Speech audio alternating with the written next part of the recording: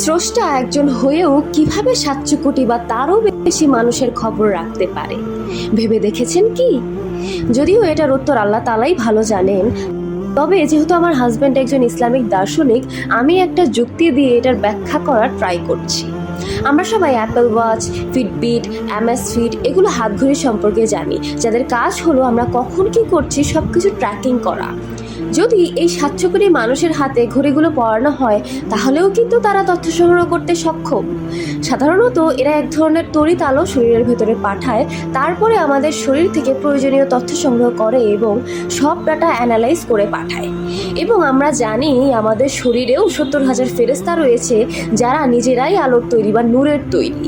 তারা কি আমাদের কার্যক্ষমতা বা অ্যাক্টিভিটিস বা নিত্যদিনের কার্যক্রম আল্লাহ তাআলাকে পাঠাতে অক্ষম? অবশ্যই না।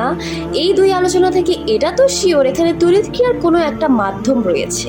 ভাবুন, যিনি মহাবিশ্বের সৃষ্টিকারী স্রষ্টা, তার কাছে প্রত্যেক মানুষের ডাটা কালেক্ট করা কি এতটাই অসম্ভব? সেটা আপনার বিবেকের উপরেই ছেড়ে দিলাম। আসলে আমরা স্রষ্টা আল্লাহর অনুভব শুধুমাত্র আনুষ্ঠানিকতাই রেখে দিয়েছি। তার সৃষ্টি জগতের জ্ঞান থেকে আমরা অনেকটাই দূরে, শুধু এই জীবনের পড়াশোনা নিয়েই ব্যস্ত। স্রষ্টাকে অনুভবের জন্য আমাদের সময়ই বা কোথায়?